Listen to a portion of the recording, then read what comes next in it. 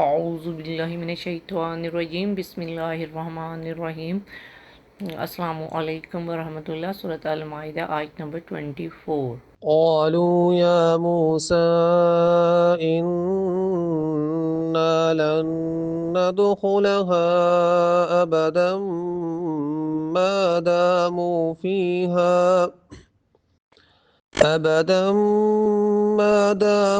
فيها فاذهب أنت وربك فقاتلا إنا هاهنا قاعدون۔ انہوں نے کہا، اے موسیٰ، جب تک وہ لوگ اس سرزمین میں ہیں ہم ہرگز کبھی وہاں داخل نہیں ہوں گے، بس تم اور تمہارے رب ایک ساتھ جاؤ اور جنگ کرو، ہم تو یہی بیٹھے ہیں۔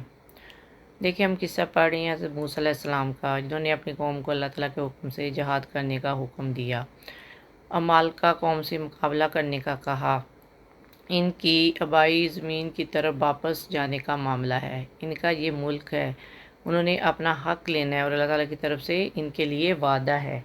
یعنی کن کا حق ہے؟ یہ بنی اسرائیل کا حق ہے، اور اللہ تعالیٰ کا ان سے وعدہ ہے کہ تم لوگوں نے کچھ بھی نہیں کرنا، تم لوگ صرف شہر میں داخل ہوگے اور عمالقہ قوم اپنے ہتھیار ڈال دے گی۔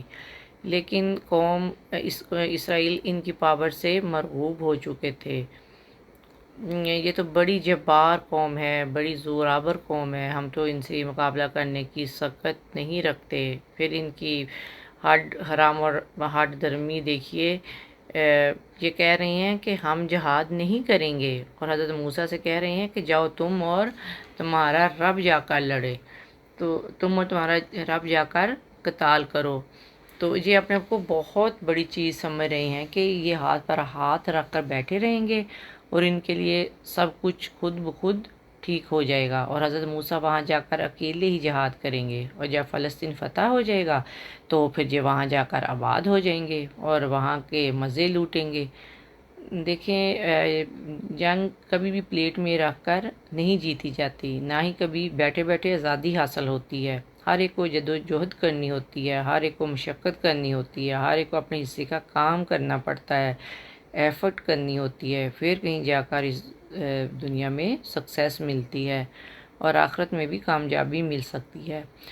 دیکھیں، قتال تو اس جہاد کو کہا جاتا ہے جس میں جنگ لڑی جاتی ہے، لیکن جہاد تو ہر قسم کا ہوتا ہے۔ اللہ سبحانہ تعالیٰ نے ہم مسلمانوں کو نبی پاک کے ذریعے جہاد کا حکم دیا۔ قتال تو جب وقت آئے گا تب کرنا ہے، اس سے بھی پیچھے نہیں ہٹنا، اور جہاد قرآن مجید کے ذریعے جو ہمیں کہا گیا ہے، اس میں بھی ہم آرام سے بیٹھ جاتے ہیں اور ہم سمجھتے ہیں کہ یہ کسی اور کا معاملہ ہے، کسی اور کی ڈیوٹی ہے، ہم کیوں ایسے کاموں میں پڑیں، ہم کیوں اس میں جدوجہد کریں۔ تو یہ معاملہ بہت ہی سنگین ہے، اس کے اوپر بھی ہماری پکڑ ہو سکتی ہے، کیونکہ سب سے پہلے حساب کتاب ہمیں اپنی ایفرٹ کا دینا ہوگا، ہمیں اپنی کوشش کا دینا ہوگا کہ ہم اس میں کتنا کام کر رہے ہیں، ہم اس میں کتنے زیادہ محنت کر رہے ہیں، اللہ کے دین کی کتنی خدمت کر رہے ہیں۔